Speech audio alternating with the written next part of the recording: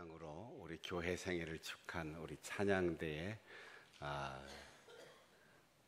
하나님 앞에 영광의 박수를 올려드렸으니까 우리 찬양대에서 격려의 박수 한번 드리겠습니다.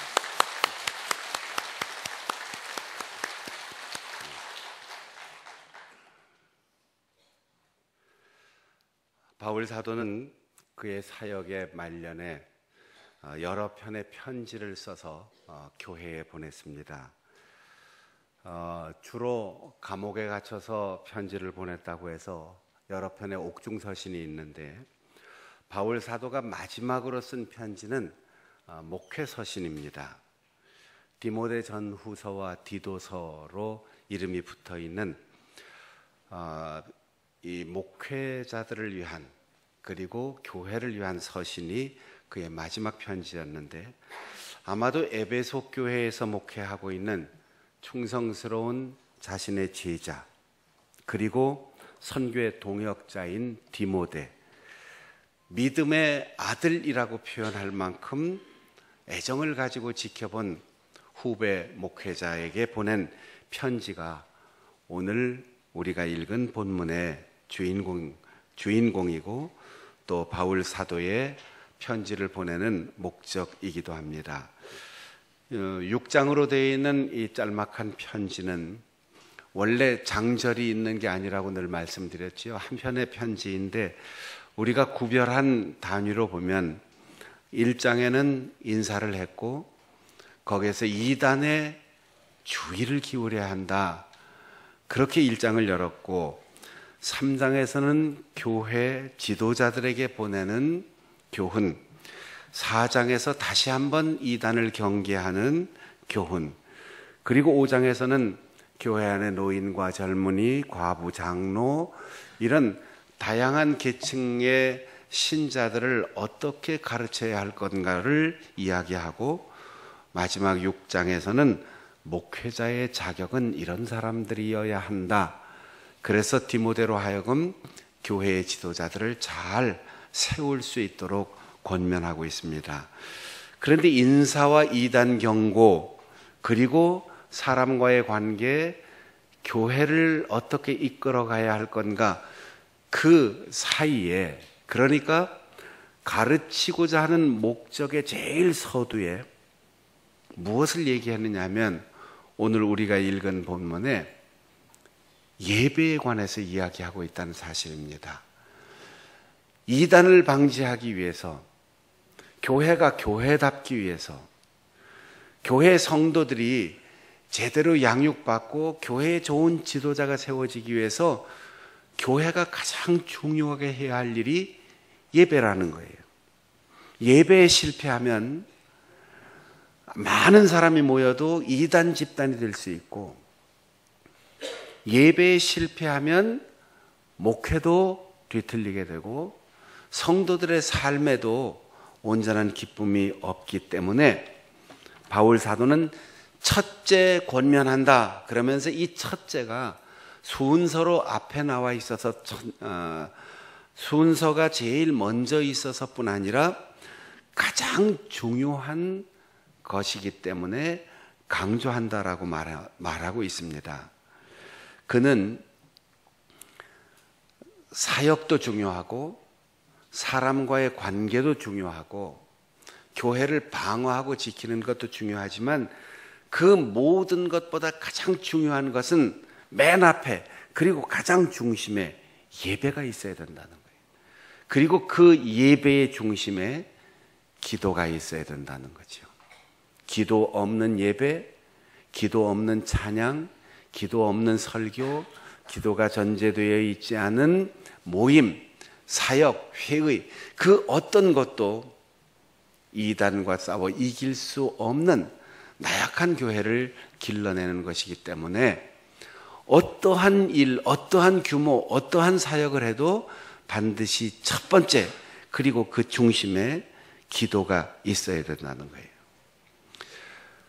초대교회의 식민지와 박해 상황 속에서 바울 사도가 디모데, 사랑하는 아들 같은 그 초대교회 지도자에게 해야 할 말이 얼마나 많겠습니까?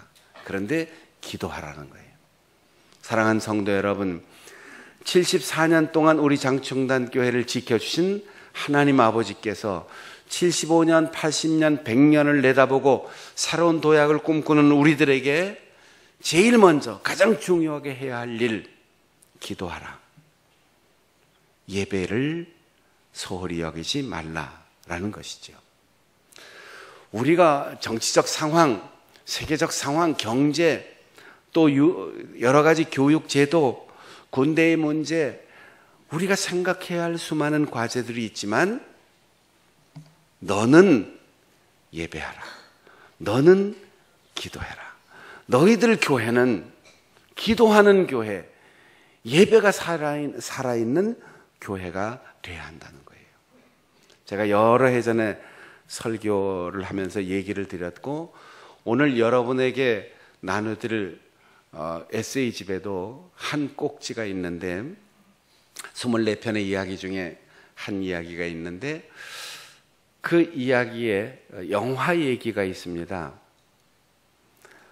살인자라고 하는 누명을 쓰고 감옥에 갇혀 있는 금자씨라는 여자가 있는데, 감옥에서 얼마나 모범수였는지 그를 가리켜 모두 친절한 금자씨 이렇게 불러요. 모범수로 복역하고 출소하는데, 그 출소를 위해서 교회 전도사님이 찬양대를 데리고 교도소 담장문 앞에서 기다리고 있다가 마침내 금자씨가 땡땡이 무늬의 옷을 입고, 원피스를 입고, 그게 교도소 들어갈 때 입었던 옷인데 나옵니다. 그때 찬양대의 연주와 함께 노래가 울려 퍼져요. 그리고 전도사님이 그 금자씨에게 커다란 접시를 내밉니다. 그 위에는 사각의 두부가 있어요. 금자씨, 이렇게 착하게 하얗게 순결하게 살라고 두부를 드리는 겁니다. 두부를 먹고 깨끗하게 사세요. 금자씨가 잠시 생각하더니 엄지와 검지 손가락으로 그 접시를 딱 잡고 탁 뒤집습니다. 영화의 화면은 찬양대가 연주하던 악기 중에 심벌즈가 땅에 딱 떨어지면서 쨍그라 하는 소리가 나요. 친절하게 두부를 내주던 전도사님이 당혹한 표정을 짓는 거죠. 그때 금자씨는 이렇게 말합니다. 너나 잘하세요. 그리고 자기도 세계를 보는 자기 나름대로의 세계관이 있다는 듯 선글라스를 딱 끼고 자기의 갈 길을 갑니다. 여러분, 교회에 주는 메시지예요. 교회가 잘난 척하지 말고, 뭘 베푸는 척하지 말고, 우월한 척하지 말고, 잔소리하고 남의 일에 관심 갖지 말고, 교회가 교회다워져라. 예배 잘 드리고 기도하는 교회의 본질을 찾아라. 그래서 교회에게 너나 잘하세요, 이렇게 메시지를 보낸 겁니다. 우리는 가슴이 뜨거워지고 얼굴이 뜨거워지면서 각성했어야지 돼요. 그런데 아직도 교회는 그 메시지를 잘 못 들은 거죠. 여러분, 우리가 이게 사람 만나서 얘기하다 보면 정치를 꿰뚫는 사람이 있어요. 인맥을 꿰뚫고 기가 막히게 인명사전처럼 얘기 잘하는 사람이 있어요. 세상의 모든 학문을 다 아는 것 같아요. 어쩌면 저렇게 유창하게 말을 잘하는지. 그리고 너무너무 아는 게 많아요. 누구하고 누구는 어떻고, 누구는 이혼했고, 누구는 결혼했고, 누구는 어떻게 하고, 연예인 스캔들도 다 잘 알고 너무 많이 아는데, 그럼 너는 누구냐라고 물으면 나 대답을 못하는 거죠. 제가 오래전에 읽은 기독교 잡지 가운데 어떤 목사님이 쓴 글을 읽은 기억이 가끔 나요. 규모가 큰 교회 담임 목사인데 장로님 한 분 때문에 너무 많이 고통을 당해서, 누군지는 모르지만 전 읽어보니까 누군지 알겠던데, 실명을 밝히지 않고 난 목사로서 참 힘들었다. 그러면서 우리 교회 아무개 장로님은 당회 한 번도 안 빠지고 개근하는 모범 장로님인데 예배는 언제 드리는지 모르겠다. 아침 1부 예배부터 오후 5시 오부 예배까지 다 휴식 시간마다 보이는데 예배 시간은 한 번도 보인 적이 없다는. 당회는 개근하고 예배는 다 휴식 시간에 얼굴만 보이고, 난 당회 들어갈 때마다 우왕정심만을 먹고 들어간다. 이 그 목사님의 그 고백이더라고요. 내가 누구인가? 내가 해야 할 일이 무엇인가? 여러분, 우리가 가정에서도 마찬가지입니다. 재미있는 TV 드라마를 보고 영화를 보면서 뉴스를 보고 또 앵커들을 보면서 아내가 잘생긴 남자 탤런트를 한번 보고 자기 남편 보고 탤런트 보고 남편 보고 한숨을 푹 쉬어요. 남편은 멋지게 생긴 아나운서나 탤런트를 보고 아내를 보고 한숨 푹 쉬고 한숨 푹 쉬어요. 왜 그럴까요? 불만족이라는 거죠. 여러분, 탤런트가 우리 밥 해줍니까? 빨래 해줍니까? 아나운서가 우리에게 돈 벌어다 주고 옷 바꿔 입혀줍니까? 아무 소용없는 거예요. 부질없는 거예요. 내 남편, 내 아내, 너나 아내 노릇 잘하고 너나 남편 노릇 잘하라. 남에 대해서는 왜 그렇게 관심이 많아요? 바울 사도는 목회자에게 이렇게 말하는 거예요. 어떻게 하면 목회를 잘할 수 있습니까? 어떻게 하면 교회가 잘 될 수 있습니까? 다른 거 신경 쓰지 말고 예배에 목숨 걸어라. 그리고 무엇을 하든지 기도해라. 여러분, 한번 오른손을 들어서 자기 가슴에 손을 얹고 이렇게 얘기합시다. 내가 잘하자. 내가 잘하자. 남보고 얘기하면 또 예배 끝나고 시비가 생길 수 있으니까 나보고 얘기하세요. 자기 보고. 너나 잘하세요. 너나 잘하세요. 네. 나만 잘하면 돼요. 남이 잘하나 못하나 아무 상관없어요. 내가 맡은 일, 교회 학교 교사가 어떻게 하든 찬양된 찬양만 잘하면 돼요. 구역장이 어떻게 하든 교사는 아이들 잘 가르치면 돼요. 정치가 어떻고 법관이 어떻고 검사가 어떻고 연예인들이 어떻고 그거 관심 가질 거 하나도 없어요. 교회가 되도록 예배의 공동체로 기도하는 사람들의 모임으로 우리 교회가 제자리에 서 있으면 나머지 다 제자리로 돌아가게 됩니다. 그래서 바울 사도는 기도에 대해서 4가지로 각각 표현하는데, 첫 번째, 간구하라. 기도를 간구라고 표현한 이유는 여기 간구라는 말이 모자란다는 뜻이에요. 목이 말라서 내 몸에 수분이 부족해서 목이 타서 간절히 물을 찾는 마음, 그리고 여기저기 다 돌아봐도 법적으로도 보호 못 받고 경제적으로도 가난하고 믿을 사람 하나도 없는데 나는 도저히 살 길이 없습니다. 그래서 청와대 게시판에 막 마지막 희망으로 누군가 신문고를 두드리는 마음으로 올릴 때 그 탄원, 그게 간구라는 말의 뜻입니다. 주님께서 산상수훈에서 말씀하셨습니다. 가난한 자 복이 있다, 애통하는 자 복이 있다. 우리가 어떻게 기도해야 합니까? 난 가진 거 많은데 지켜야 되지요. 이렇게 기도하라는 게 아니에요. 하나님이 주시지 않으면 세상에 그 어떤 것을 가지고 있어도 내 것이 아닙니다. 하나님의 뜻대로 바르게 쓸 수 있도록 하나님이 지켜주셔야 됩니다. 하나님, 내가 예금 통장도 더 많아졌으면 좋겠습니다. 지갑도 더 많아졌으면 좋겠습니다. 더 많이. 왜? 어떻게 하면 작은 교회를 도와줄 수 있고, 어떻게 하면 선교 사역을 후원할 수 있고, 어떻게 하면 다음 세대의 일꾼을 길러내는데 내가 기여할 수 있을까? 그래서 만족한 심령이 아니라 목마른 심령으로 하나님 앞에 구하는 태도, 이것이 간구입니다. 얼마나 절박한 심정으로 이곳에 오셨습니까? 얼마나 절박한 심정으로 안타까운 마음으로 아버지라고 불러보셨습니까? 두 번째, 기도하라.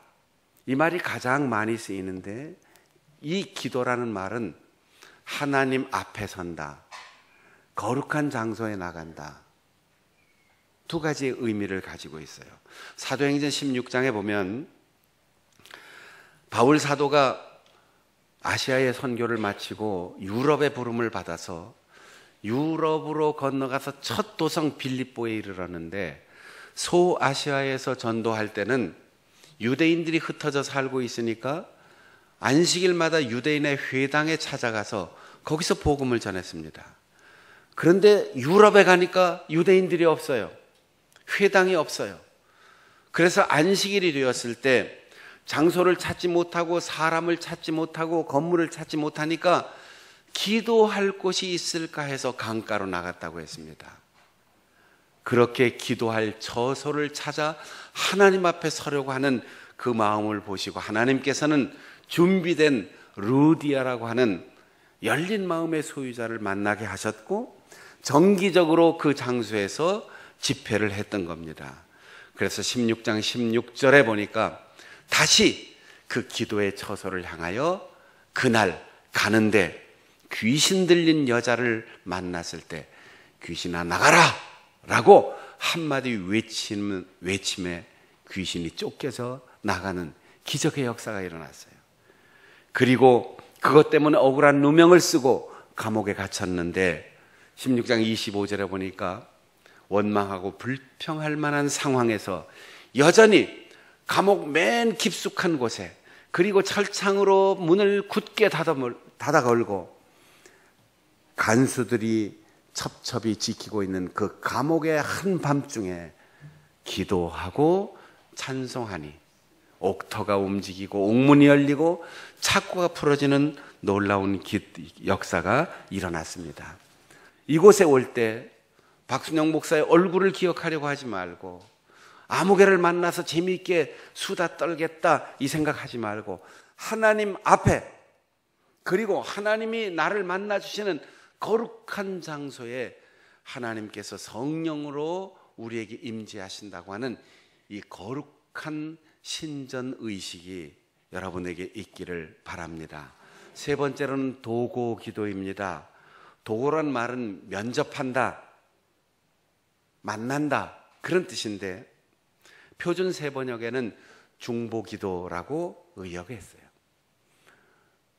주님이 우리에게 기도를 가르쳐 주실 때 하늘에 계신 내 아버지 이렇게 기도하라고 가르쳐 주시지 않았어요. 우리 아버지, 하나님이 우리 아버지인 까닭은 하나님이 나를 사랑하신 것처럼 하나님이 그 사람을 사랑하고 이 사람을 사랑하고 저 사람을 사랑하고, 우리는 남남이 아니라 다 형제요 자매인 것을 기억하고, 오늘 나의 기도를 필요로 하는 사람이 누구 있는지 그 생각을 하고 기도하라는 거예요. 중보기도를 하라는 거예요.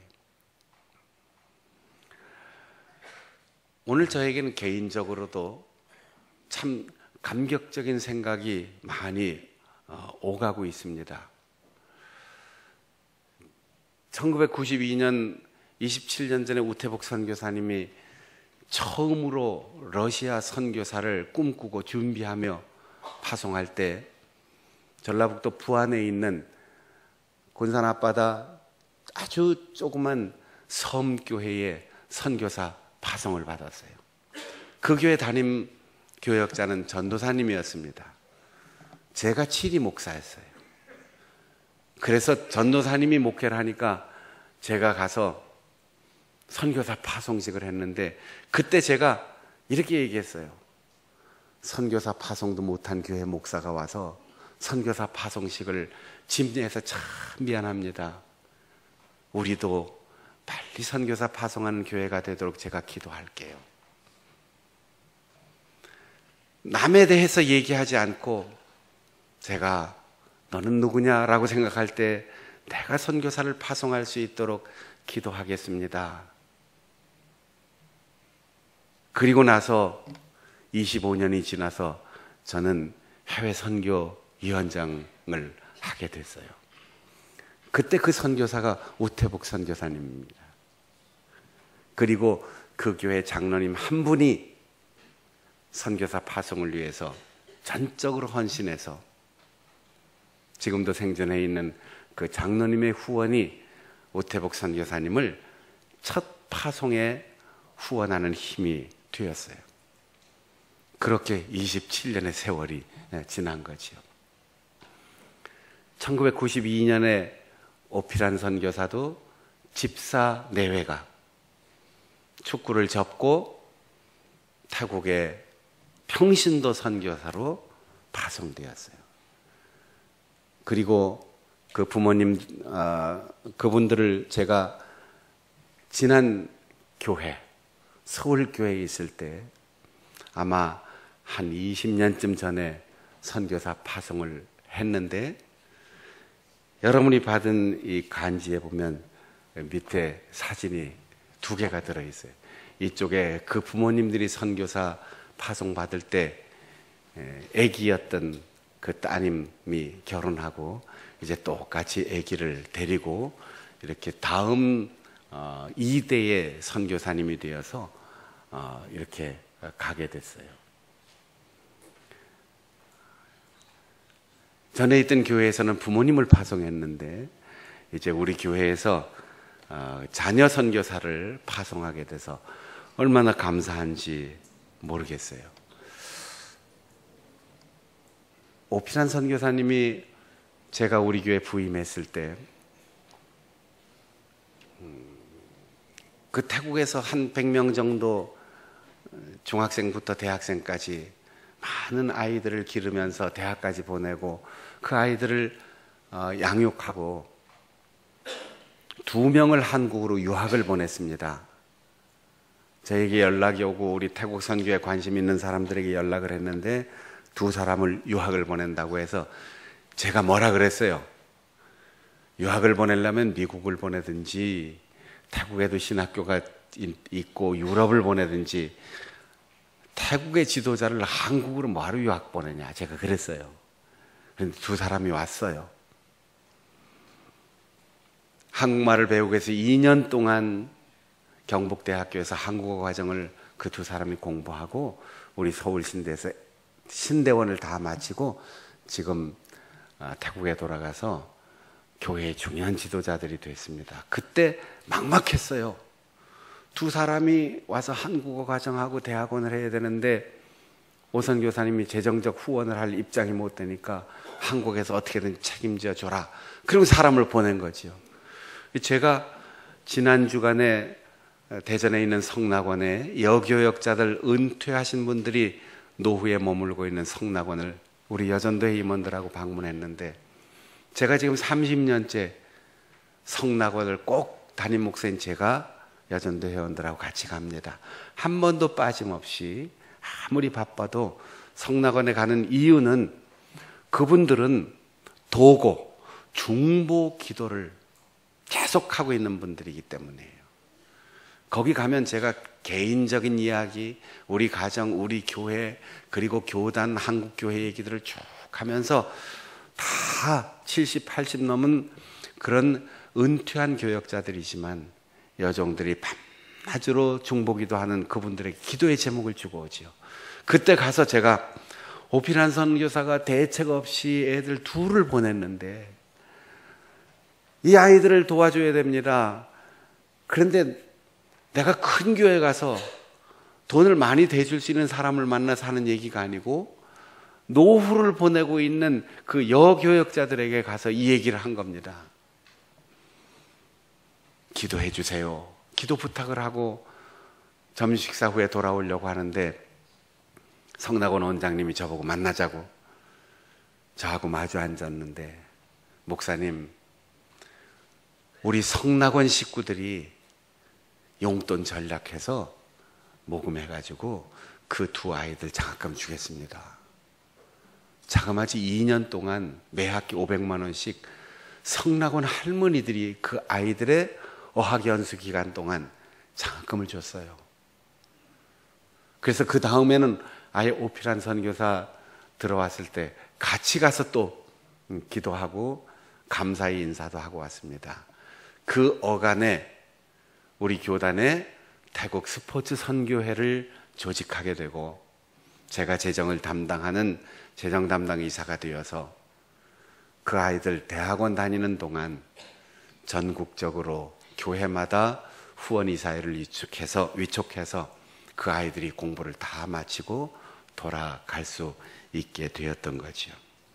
저희 고향교회 장로님은 한 분은 지금은 은퇴했지만 지금도 가끔 만나고 전화하면 저보고 꼭 그래요. 목사님, 지금도 새벽 기도 때마다 우리 헤어진 지 40년이 넘었지만 박순영 목사님을 위해서 꼭 기도하고 있습니다. 그런 중보 기도가 보이지 않는 곳에서 하나님의 역사를 일으키는 거지요. 오늘도 사랑하는 여러분, 우리 교회와 우리 교단과 지방회와 서울신학대학교와 전 세계에 파송된 선교사들에게 중보 기도가 필요합니다. 도고 기도가 필요합니다. 그 기도가 선교지를 살리고 학교를 살리고 교단을 살리는 거죠. 끝으로 감사의 기도입니다. 감사하라. 감사라는 말은 상황에 대해서 평가하지 말고 긍정하고, 사람에 대하여 비난하지 말고 칭찬하고, 하나님께 대하여 불평하고 원망하지 말고 감사하라는 거죠. 긍정하고 칭찬하고 감사하면 기적이 일어납니다. 주님께서 5,000명 앞에서 도시락 하나 들고 감사의 기도를 드릴 때, 아이고 내 팔자야, 야 겨우 도시락 하나 찾아왔니? 하나님, 나는 왜 이렇습니까? 나는 왜 이렇게 힘든 일만 당합니까? 그렇게 하시지 않고 그 도시락 하나 들고 감사의 기도를 드렸더니 5,000명이 다 먹고도 12광주리에 가득 차는 놀라운 기적이 일어났습니다. 오늘 우리 교회의 생일, 우리만 먹고 우리만 즐기는 것이 아니고 선교지와 함께, 선교사와 함께, 그리고 우리 미래 세대와 함께 즐거운 이 명절과 같은 교회 생활을, 교회의 생일을 지나면서 내가 할 일이 무엇인가? 우리 교회가 할 일은 무엇인가? 우리 교단이 해야 할 일은 무엇인가? 한국교회가 해야 할 일은 무엇인가? 생각하는 가운데 우리 교회가 예배에 집중하여 예배가 살아있는 교회가 되게 하옵소서. 우리가 무슨 사역을 하더라도 기도하게 하여 주옵소서. 그래서 우리 장충단 교회가 변함없이 예배가 살아있는 교회, 기도하는 성도들의 모임이 되어 누가 뭐래도 누가 어떻게 돼도 우리는 하나님께서 우리에게 주신 시대적 사명을 감당하는 자랑스러운 교회 역사를 끝까지 물려갈 수 있기를 축복합니다. 기도하겠습니다.